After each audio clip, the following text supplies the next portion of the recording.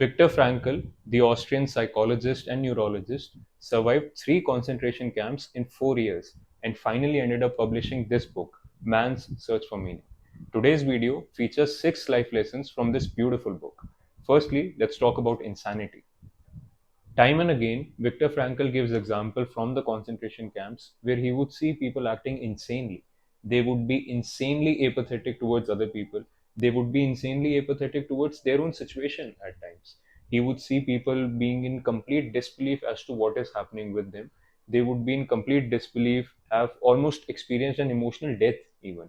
And he says that the correct way to understand that is the fact that in an insane situation, an insane reaction is actually sane. And I think that is so applicable to our everyday lives too. Just like that quote from Jiddu Krishnamurti, it's no measure of good health to be well adjusted to a profoundly sick society. So if you keep feeling insane because of your reactions to everything happening around you, it could be that the situation outside is actually insane.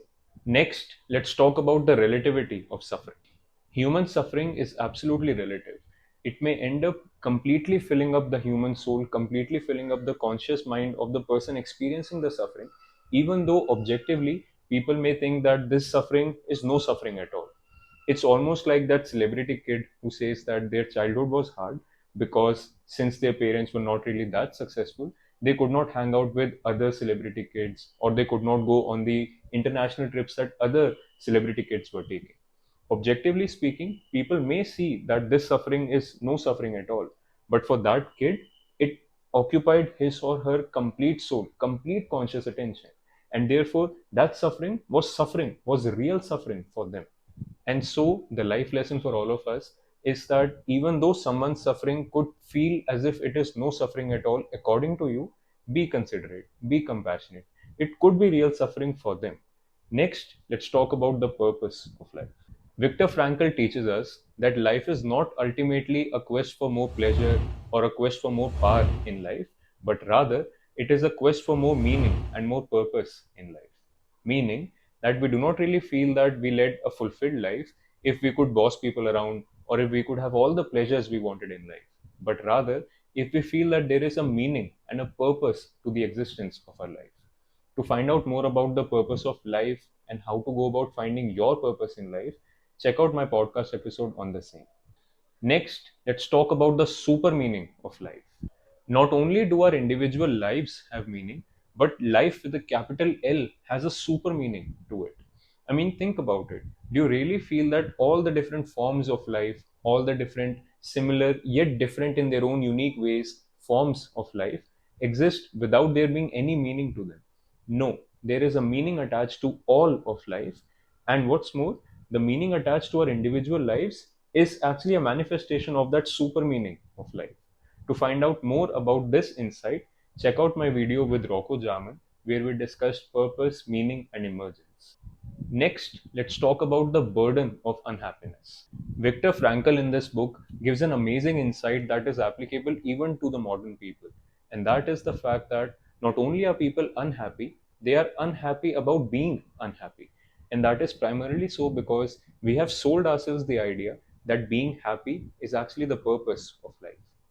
Happiness cannot really exist in and of itself, which means that life will always have ups and downs, happiness and sadness, ebb and flow.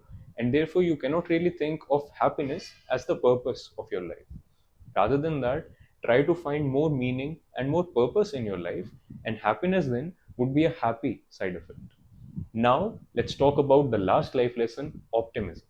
Viktor Frankl teaches us that optimism, much like happiness, is not something that you can strive for explicitly. Rather, it is a happy side effect of the outlook you have towards life. For example, he says that if you're actually stuck in the middle of a tunnel and there is darkness all around you, all of us somewhere deep down are yearning for light at the end of the tunnel. But it is actually true that you have to walk through the darkness to actually see the light at the end of the tunnel. And if that is the perspective that you take towards your suffering, suddenly you are an optimistic person. Something else that he also says about optimism is one of the funniest quotes I've ever come across. He says that life is like being at the dentist. You always think that the worst is still to come, yet it has already passed. Thank you for staying with me till the end of this video. To read this book for yourself, which I would highly recommend, check out the Amazon affiliate link down below in the description.